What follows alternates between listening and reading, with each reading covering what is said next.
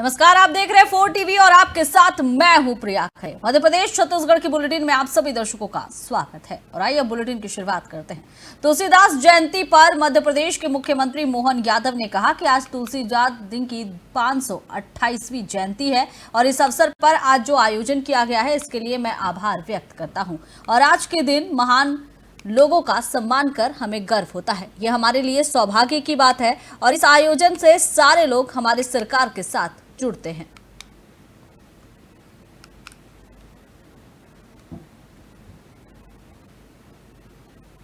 मध्य प्रदेश के मुख्यमंत्री मोहन यादव ने सीहोर में उद्योग निवेश से जुड़े कार्यक्रम में बड़ी बात कही। उन्होंने बताया कि इस कार्यक्रम में 400 से ज्यादा उद्योगपतियों ने भाग लिया और 1542 करोड़ रुपए के निवेश प्रस्ताव सामने आए हैं। मुख्यमंत्री ने कहा कि शुरुआत में अनुमान 2000 करोड़ रुपए का था, लेकिन भूमि की सीमित उपलब्धता के चलते ये निवेश थोड़ा कम हुआ है। उन्होंने भरोसा दिलाया कि इस निवेश से न सिर्फ स्थानीय रोजगार के अवसर बढ़ेंगे, बल्कि किसानों को उनकी उपज का भी उचित मूल्य मिल पाएगा। सरकार उद्योग को सुविधाएं देने और निवेशकों को प्रोत्साहित करने के लिए लगातार प्रयास कर रही है।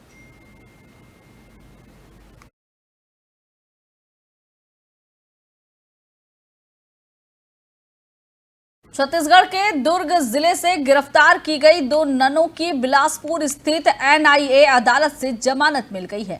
इस फैसले के बाद वामपंथी दल सीपीआई के राज्यसभा सांसद जॉन ब्रिटास ने दोनों ननों से मुलाकात की और कहा कि ये न्याय की जीत है। उन्होंने बताया कि ननों की आंखों में खुशी के आंसू थे। उन्होंने कहा कि सत्य की जीत हुई है, संविधान की जीत हुई है, हमारे कानून की जीत हुई है। ये मामला लंबे समय से चर्चा में था और अब जमानत मिलने के बाद ननों और उनके समर्थकों ने राहत की सांस ली है।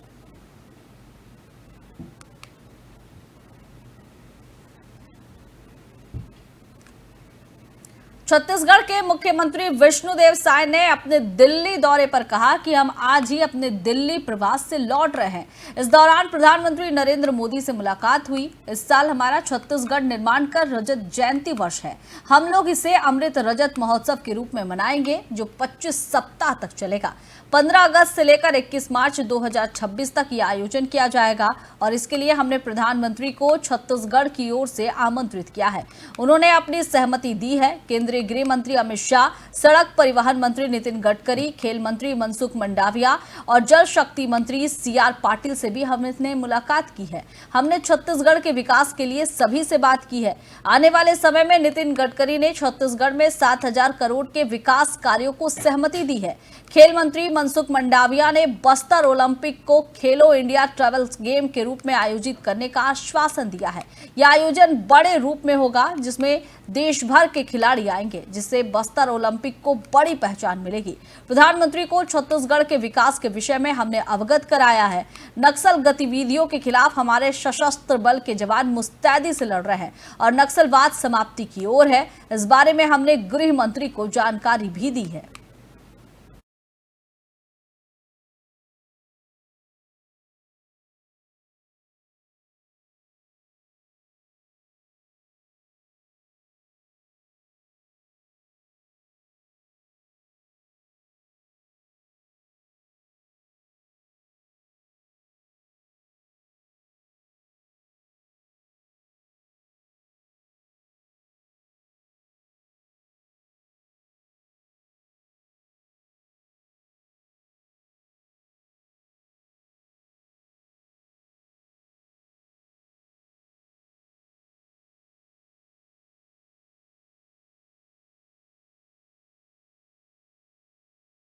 छत्तीसगढ़ के दुर्ग जिले से गिरफ्तार की गई 2 ननों को बिलासपुर स्थित एनआईए कोर्ट ने जमानत दे दी है।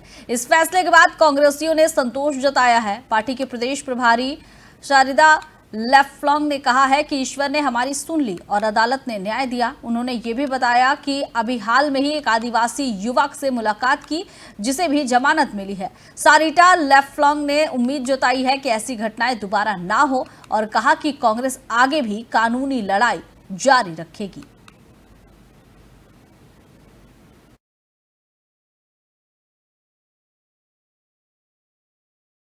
प्रदेश के पहले मुख्यमंत्री स्वर्गीय पंडित रविशंकर शुक्ल की जयंती के अवसर पर उन्हें भावभीनी श्रद्धांजलि दी गई। विधानसभा अध्यक्ष नरेंद्र सिंह तोमर ने कहा कि हम पंडित शुक्ल से प्रेरणा लेते हैं। उन्होंने बताया कि विधानसभा ने ये निर्णय लिया गया कि दिवंगत पूर्व मुख्यमंत्रियों और विधानसभा अध्यक्ष को उनके जन्मदिन पर सम्मानपूर्वक स्मरण किया जाएगा। आज इसी क्रम में पंडित रविशंकर शुक्ल को याद किया जा रहा है। उनके योगदान को कभी भुलाया नहीं जा सकता है। वो प्रदेश की राजनीति और सामाजिक दिशा तय करने वाले महान नेता थे।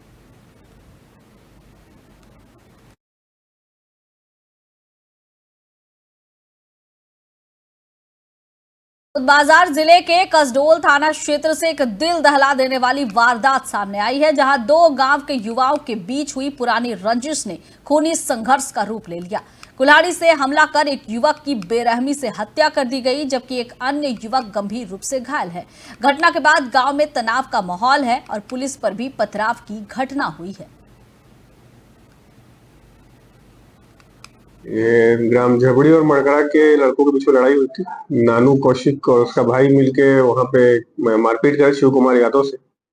वहां पे फिर अजय केवट और उसके साथ में लकी केवट दोनों पहुंच के फिर हमला की, टंगिया से हमला की, जिसमें नानू घायल हो गया। तो बाद में उसकी मृत्यु हो गई। पुलिस पार्टी वहां पहुंची तो गाँव वाले विरोध कर रहे थे आरोपी को ले जाने से। विरोध का कारण क्या था? विरोध का कारण उसके पहले भी झगड़ा वहां पे हुआ था, जिसमें नानू जो था उसने उसने मारपीट की थी, तो उसकी गिरफ्तारी उस समय नहीं हो पाई थी। इसको लेके गांव वाले विरोध कर रहे हैं। सर, पुलिस और एसडीएम की गाड़ी में भी तोड़फोड़ की गई। आरोपी को लाने के समय बहुत विवाद हो रहा था। विवाद के समय जब आरोपी को लेके आया तो पीछे जो गाड़ियां थी उनमें कुछ लोगों ने पत्थर मारा, जिससे एक आधा कांच टूटा है। उसकी तस्दीक की जा रही है। सर, क्या भीड़ के हमले की भी एफआईआर दर्ज की? बलौदाबाजार जिले के कसडोल जनपद पंचायत अंतर्गत ग्राम पंचायत कटगी में बड़ा भ्रष्टाचार सामने आया है। गांव के भूतपूर्व सरपंच और पंचायत सचिव पर 50 लाख रुपए से अधिक की राशि गबन करने का आरोप लगा है। ग्रामीणों ने जनपद से लेकर कलेक्ट्रेट कार्यालय तक शिकायत दर्ज कर कार्रवाई की मांग की है, लेकिन जांच प्रक्रिया पर भी अब सवाल उठ रहे हैं। हमारा बयान लिया गया जो शिकायत किए हैं उसके तहत में, और जांच तो कुछ नहीं करे, सिर्फ बयान लेकर गए अधिकारी। और यहाँ पे पूर्व सरपंच अंजू जायसवाल भी उपस्थित थे, जो किसी कारण यहाँ पे बयान नहीं दिए और अधिकारी लोगों को कुछ लेटर थमा कर चले गए यहाँ से और बयान देने से मना कर दिए। अधिकारी क्या बोल रहे थे? क्यों लेट हो रहा है? निरीक्षण करने गए? नहीं, अधिकारी ने क्या कारण की वजह से मना कर दिया? यहाँ लगभग अंजू जायसवाल जो पूर्व सरपंच था, उनके द्वारा लगभग 50 लाख से ऊपर का गबन किया गया है राशि। उसी के लिए हम लोग जांच के लिए आवेदन किए थे। इसे पूर्व सरपंच के खिलाफ शिकायत मतलब आई थी, शिकायत प्राप्त हुआ था। उस पर जांच दल बनाया गया है, जनपद स्तरीय जांच दल आज गए थे और जांच करके आए हैं। उसका अभी प्रतिवेदन प्राप्त नहीं हुआ। प्रतिवेदन प्राप्त होने के उपरांत उस पर प्रतिवेदन के आधार पर आगे कार्रवाई की जाएगी। बलरामपुर जिले के शंकरगढ़ थाना क्षेत्र से एक सनसनीखेज मामला सामने आया है, जहां 6 लोगों को गाय की हत्या के आरोप में पुलिस ने गिरफ्तार किया है। जानकारी के अनुसार आरोपियों में एक नाबालिग भी शामिल है। पुलिस ने घटनास्थल से कई आपत्तिजनक सामग्री भी जब्त की है। सभी आरोपियों को न्यायिक रिमांड पर भेज दिया गया है। इस घटना के बाद इलाके में तनाव की स्थिति बनी हुई है, जिसे देखते हुए पुलिस ने सुरक्षा के पुख्ता इंतजाम किए हैं। मामले की गंभीरता को देखते हुए आगे की जांच जारी है। मामला थाना शंकरगढ़ के अंतर्गत आने वाले ग्राम जराड़ी पतरापरा का है, जहां सूर्या पांडे निवासी डिपाडी ने थाना में सूचना दर्ज कराया था कि कुछ पहाड़ी कोरवा वहां गाय काट कर मांस बना रहे हैं। की सूचना पर पुलिस दल बल के साथ में रात्रि ही वहां मौके पर गई, जहां जो है गाय का मांस बना रहे कुछ लोग वहां से पुलिस को दबिश देते बचकर निकल भागे। एक व्यक्ति जो मोहना पहाड़ी कोरवा है, जिसे पुलिस हिरासत में ले ली, और हिरासत में लेने के बाद में जो पूछताछ किया तो उसमें अन्य पहाड़ी कोरवा जो शामिल थे, जिन्हें पुलिस धरपकड़ कर पुलिस हिरासत में ले लिया, जिनमें रामबली पहाड़ी कोरवा, चंदन उर्फ पहाड़ी कोरवा, छोटा कोंदा उर्फ पहाड़ी कोरवा, गोंदा पहाड़ी कोरवा, एक विधि से संघर्षरत बालक साथ में मिला। मामला थाना शंकरगढ़ के अंतर्गत आने वाले ग्राम जराड़ी पतरापरा का है। इसी बीच जिले में मनेंद्रगढ़ नगर पालिका एक बार फिर सवालों के घेरे में है। इस बार मामला है वार्ड क्रमांक 11 में बन रहे एक पंप हाउस निर्माण का, जहां स्थानीय वार्ड पार्षद को ही इसकी जानकारी नहीं दी गई। पार्षद मुकेश अग्रवाल ने नगर पालिका प्रशासन पर मनमानी और पारदर्शिता नहीं बरतने के गंभीर आरोप लगाए हैं। महोदय, ये पंप हाउस के सिर्फ भूमि पूजन के लिए मेरे को बुलाया गया था। उसके बाद से लेकर अभी तक इस पंप के हाउस में क्या काम हो रहे हैं, किसी प्रकार का ना मुझे कोई एस्टिमेट दिया गया, ना बताया गया, ना इंजीनियर के द्वारा मुझे सूचित किया गया और ना सीएमओ या नया नगर पालिका अध्यक्ष किसी के द्वारा भी मुझे इसके लिए किसी प्रकार की कोई सूचना भी नहीं है और ना मुझे ये मालूम है कि ये कार्य किस रूप में हो रहा है। मुझे लिए जानकारी मेरे पास बिल्कुल भी नहीं है। ये टंकी के दीवार के ऊपर दीवार बना देना है, ये बिल्कुल गलत है और मैं इसका बिल्कुल विरोध करूंगा कि ये गलत तरीका है। और मैं इसलिए इन्वॉल्व नहीं हो रहा था कि भाई एक वार्ड के हिसाब से बात समझ में आती, पर ये क्योंकि नलटंकी थी तो मेरे को ये था कि भाई कि मेरे वार्ड के अंतर्गत में है भी कि नहीं है। और अगर आप लोगों ने आज मुझे बात बताई तो मैं बिल्कुल इसका विरोध करूंगा और मैं सबसे ये अनुरोध करूंगा कि आज के बाद अगर मेरे वार्ड में कोई काम होता है तो मुझे इस बात की जानकारी शक्ति जिले से एक चौंकाने वाला मामला सामने आया है, जहां बिहान नर्सिंग होम में फर्जी डॉक्टरों के द्वारा इलाज किए जाने का खुलासा हुआ है। जानकारी के मुताबिक ये झोला छाप डॉक्टर बकायदा किसी दूसरे डॉक्टर के केबिन में बैठकर मरीजों का इलाज कर रहे थे। इससे मरीजों के जान से सीधा खिलवाड़ हो रहा है। अस्पताल प्रशासन की लापरवाही और मिली भगत पर भी अब सवाल उठने लगे हैं। स्थानीय लोगों ने मामले की जांच और सख्त कार्रवाई की मांग की है। फिलहाल प्रशासन इस मामले की जांच में जुट गया है। तो शक्ति से एक मामला सामने आया है, बता दें, जहां फर्जी डॉक्टर का खुलासा हुआ है। नर्सिंग होम में एक फर्जी डॉक्टर बैठता है और मरीजों का इलाज करता है। अब मरीजों की जान पर भी आफत बनाई है। लेकिन सवाल यह है कि आखिर इस तरह के डॉक्टर को एंट्री किस तरह से मिल जा रही है, आखिर किस बिना पर ये मरीजों का इलाज कर रहे हैं, आखिर इनके सर्टिफिकेट की जांच क्यों नहीं हो रही है, एक बड़ा सवाल सामने आया है।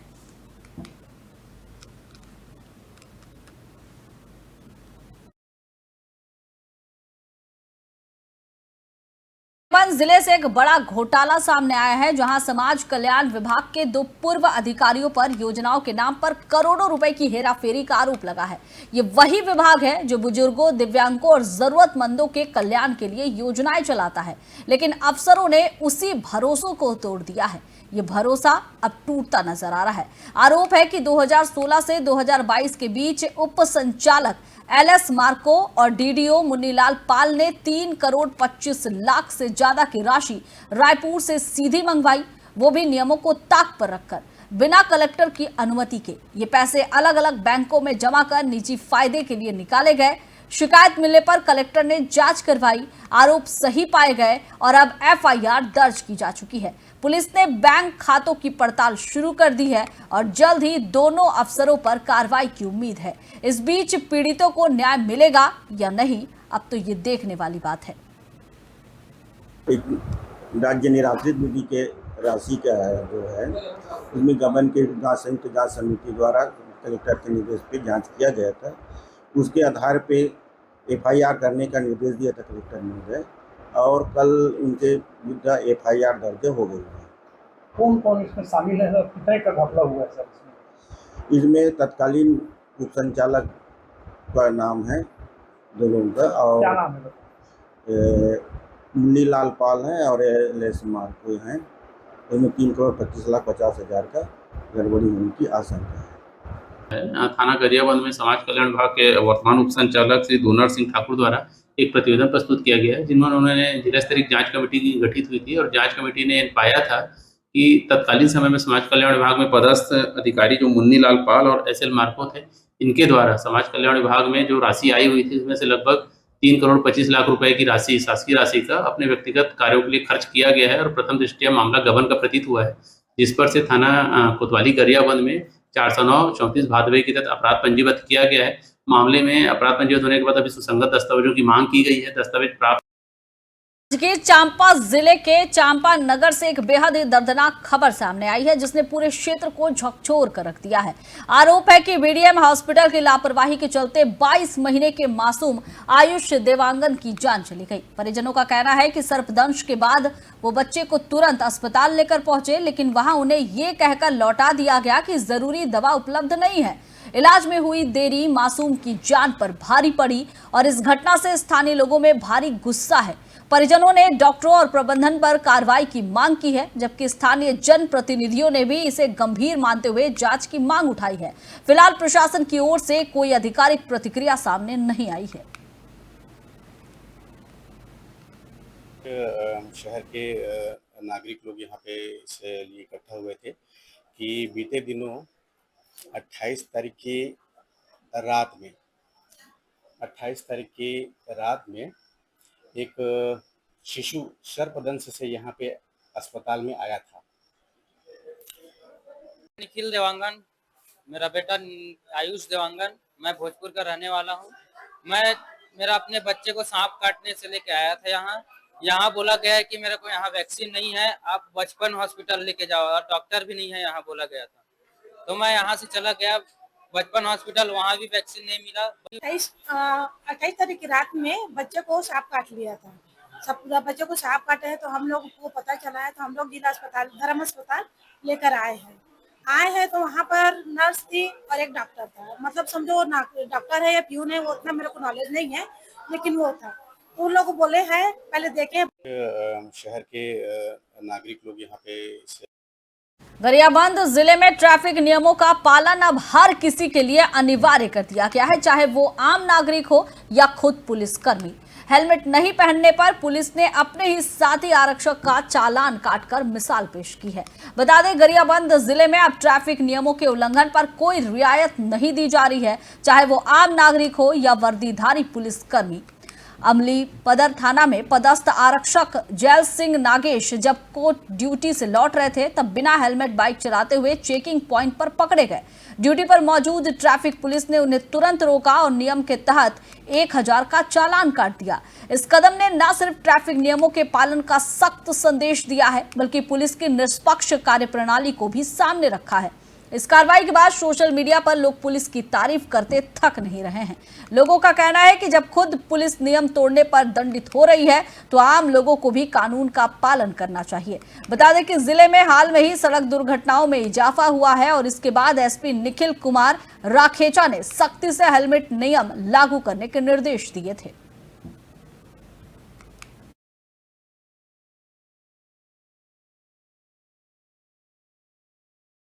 राजनांदगांव जिले की पुलिस को एक बड़ी कामयाबी मिली है। लालबाग थाना क्षेत्र में हुई 10 टन सरिया और आयसर मेटाडोर की चोरी का पुलिस ने खुलासा कर लिया है। मुखबिर की सूचना और तकनीकी सर्विलांस के आधार पर पुलिस ने ग्राम डुंडेरा के पास घेराबंदी कर आरोपी को धर दबोचा। इसके पास से 19,10,000 रुपए की चोरी की गई गाड़ी और माल जब्त किया गया है। जानकारी के मुताबिक ये गाड़ी रायपुर से सरिया लेकर निकली थी और ड्राइवर ने कुछ देर के लिए दुकान के सामने खड़ी की थी, तभी मौका देखकर वाहन चोरी कर लिया गया। मामले में त्वरित कार्रवाई करते हुए पुलिस की टीम ने आरोपी तक पहुंच बना ली और इस कार्रवाई के लिए पुलिस टीम की जमकर सराहना हो रही है।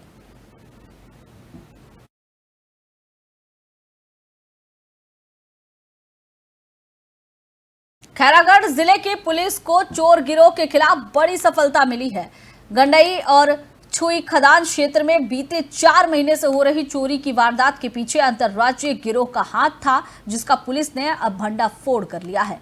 गंडई थाना और साइबर सेल की संयुक्त कार्रवाई में 12 शातिर चोरों को पकड़ा गया है। इनके पास से 11,30,000 रुपए से ज्यादा की चोरी का सामान बरामद किया गया है, जिसमें 8 लाख के सोने के जेवर, 1.5 लाख की चांदी, 3 बाइक और 4 मोबाइल शामिल है। ये चोर रात में सूने मकानों को निशाना बनाते थे और पहले भी कई आपराधिक मामलों में शामिल रह चुके हैं। सभी आरोपी परधी समुदाय से हैं और उन्हें न्यायिक हिरासत में भेजा गया है। इस कार्रवाई के बाद इलाके में लोगों ने राहत की सांस ली है और पुलिस की तारीफ हो रही है।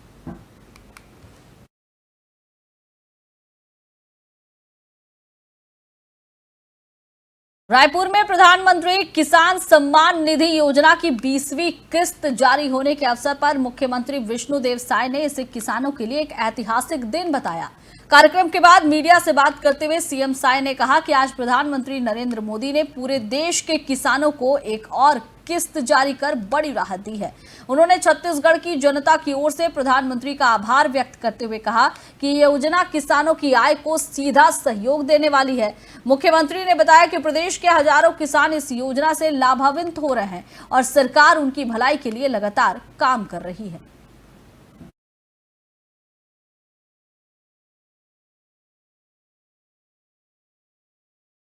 सरगुजा जिले के गांधीनगर थाना क्षेत्र में पुलिस को उस समय बड़ी सफलता मिली जब एक युवक संदिग्ध हालत में प्लास्टिक बोरी और बैग के साथ पुलिस को देखकर भागने लगा, जिसे पुलिस ने युवक को दौड़ाकर पकड़ लिया और जब बोरी और बैग की तलाशी ली गई तो उसमें से 1200 नशीले इंजेक्शन बरामद हुए, जिसकी बाजार में कीमत लगभग 12 लाख रुपए आंकी गई है। गिरफ्तार आरोपी का नाम रोहित भगत, जिसकी उम्र 22 वर्ष बताई जा रही है, जो कि कोपा थाना सन्ना जिला जशपुर का निवासी बताया जा रहा है, जो फिलहाल गांधीनगर थाना क्षेत्र के सुभाष नगर में रह रहा था। पुलिस ने बताया कि आरोपी के पास नशीले इंजेक्शनों के संबंध में कोई वैध दस्तावेज नहीं था। आरोपी से पूछताछ जारी है। ये पता लगाया जा रहा है कि वो इंजेक्शन कहां से लाया और किसे सप्लाई करने वाला था। पूरे मामले में वरिष्ठ पुलिस अधीक्षक सरगुजा के निर्देश पर गांधीनगर थाना प्रभारी प्रदीप जायसवाल की टीम सक्रिय रही, जिसमें आरक्षक अतुल शर्मा, अरविंद उपाध्याय, विकास सिंह, घनश्याम देवांगन, राहुल सिंह, अजीत मिंज, दीपक सोनवानी और चालक राम वृक्ष शामिल थे।